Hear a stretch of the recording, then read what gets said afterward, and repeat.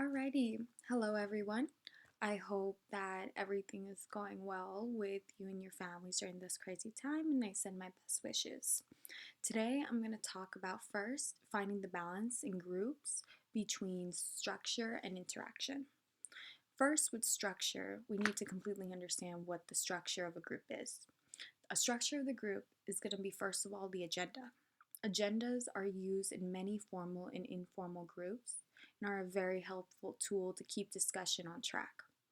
Next, basically any other thing or any other technique used to keep discussion on track is going to be help it is going to help the structure of a group. When it comes to the structure of a group, you always have to remember that any method you use to bring structure to your group is better than no method being used at all. When it comes to a group, you really have to make sure that you are communicating with your group members to see what works best for and as effectively as possible. Next, we're going to talk about interaction. Interaction is going to be the give and take conversations that occur when people collaborate. Also, interaction is going to be any feedback, it's going to be any talking, it's going to be basically any dialogue that happens in the group, whether it be a formal dialogue or informal dialogue. The reaction to messages of others, such as, nodding, throwing shade, mumbling underneath their breath, is also going to be considered interactions that not many people fully consider. When there's no interaction, there's no engagement. And without engagement, you're not going to be able to communicate effectively with your groups. So, interaction is always going to be a necessity, and it's just as a necessity as the structure of a group. Next, we're going to find out how to exactly balance the group.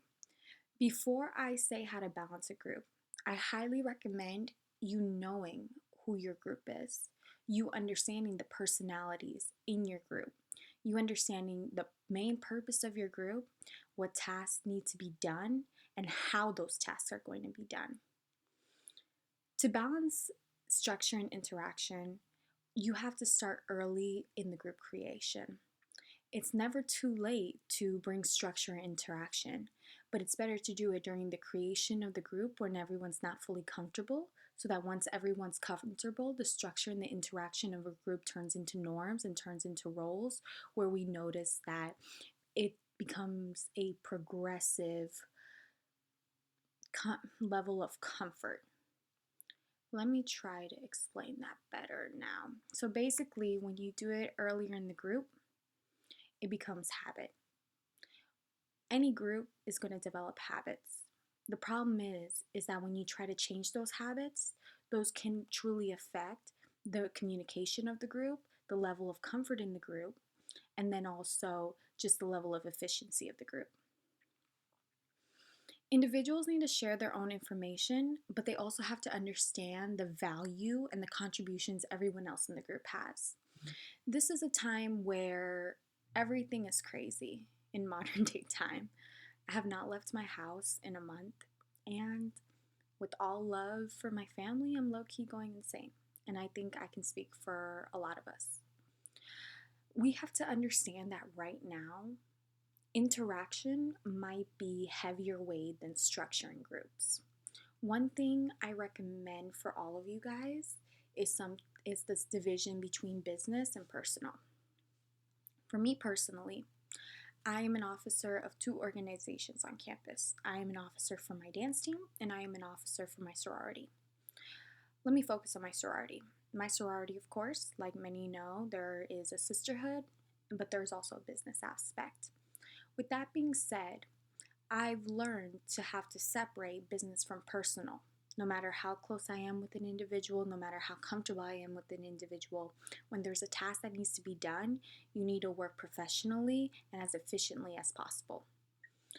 With everything going on, I think it's a great thing to check up on your group members. I'm not telling you to, host a therapy session with them, but to truly understand where everyone's head is at right now. Some people are facing true adversity, and some people, like me, are just chilling at home, taking it one day at a time. At the end of the day, everyone has a different level of stress, anxiety, and adversity right now. So, when it comes to group interaction, I would highly recommend to really prolong that interaction a little more than you would usually. For me personally, when I'm in any group, whether it be in my dance team, whether it be in a class, whether it be in my sorority, I always start the group with interaction. I like to know where everyone's head is at when I'm working with them. Sometimes things happen in our lives that are out of our control and they cause emotional noise or boundaries and buffers in our mind that sometimes stop us from retaining information and also stop us from working as efficiently as possible. Everyone has their good days and everyone has their bad days. That doesn't mean to not do the work as best as you can. That just means that sometimes you might need to be a little more empathetic or compassionate with others, just so you completely understand what's the best way to work with them so that you all can work together to complete your task effectively and efficiently as possible. Always remember when it comes to business and personal, everyone is human.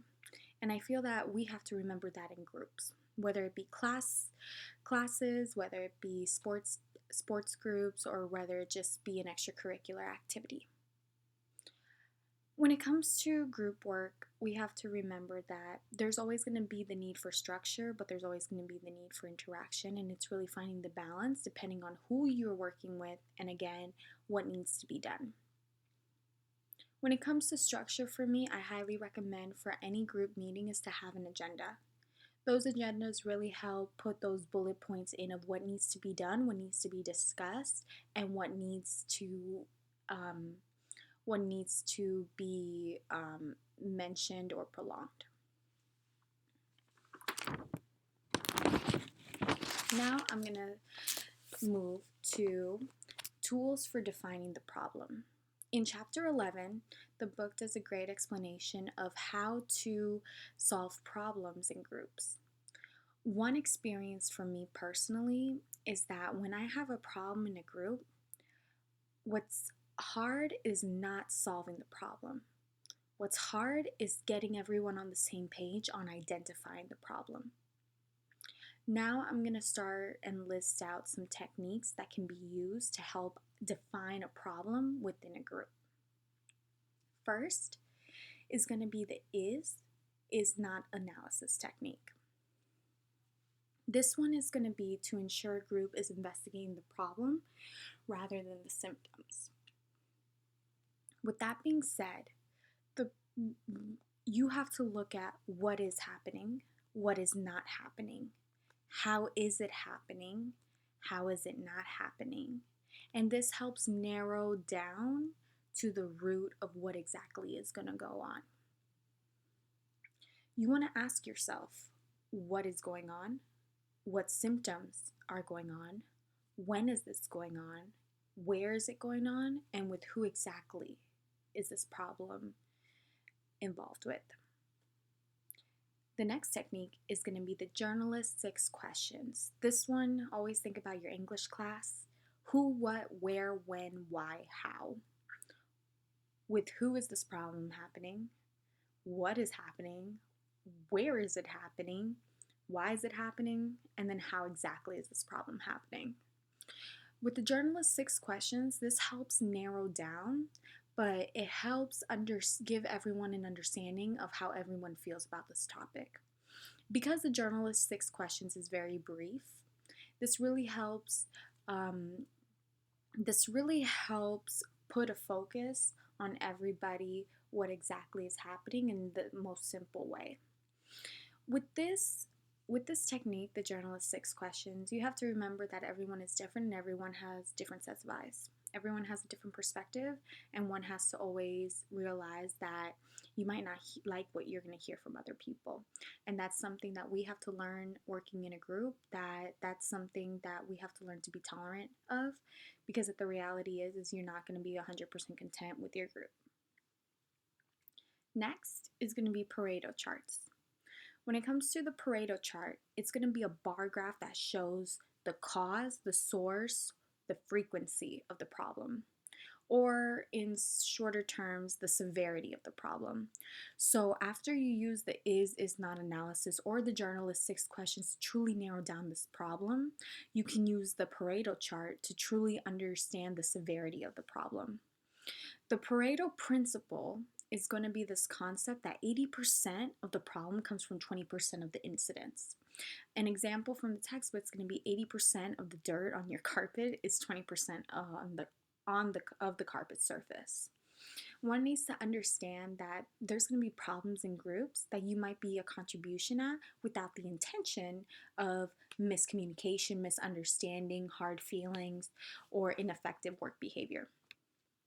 The Pareto principle really gives you an understanding of how bad the problem is, so you can know how strong of a solution or what type of solution is best.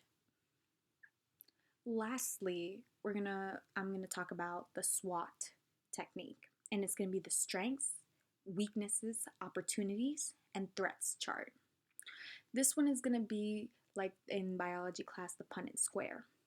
We're going to analyze the big issues that are influencing the group. So this one really helps with the outside factors that are happening with your group. This is going to be the internal strengths, the internal weaknesses, the external opportunities, and the external threats. Once you all identify all 4 factors, you're going to rank and see which factors truly make an impact in the group. And if the impact is going to be negative, the group needs to figure out how exactly to resolve it. Questions that you have to really question when doing the SWOT chart is going to be, how are our strengths really our strengths? How are our strengths strengthening us as a group, and what can we do to strengthen that? Next, you're going to question the weaknesses.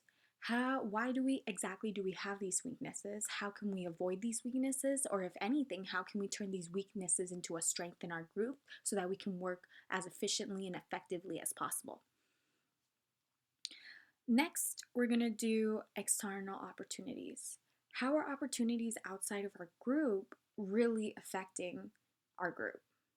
When I think of external opportunities, I think about the fact that some of our group members might have time demanding responsibilities, such as a job, such as raising a family, such as being a caretaker. And sometimes that can get in the way of a group member working as effectively as possible.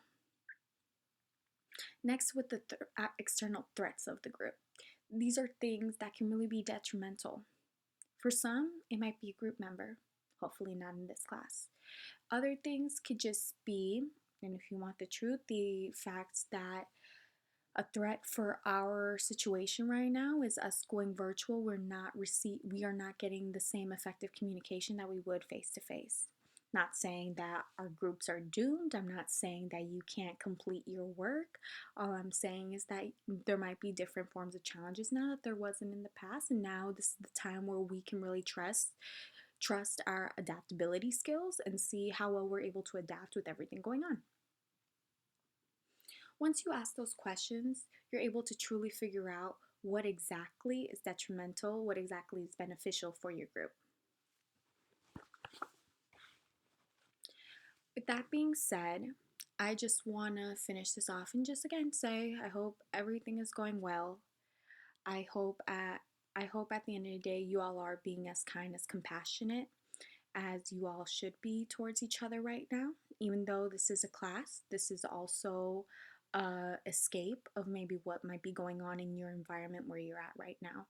So with that being said, when it comes to group work right now, always just remember that, there is going to be this level of professionalism, there's going to be this level of business, and at the end of the day, you all need to get it done, no matter how it gets done, as long as it is within all university regulations and nobody is in harm's way.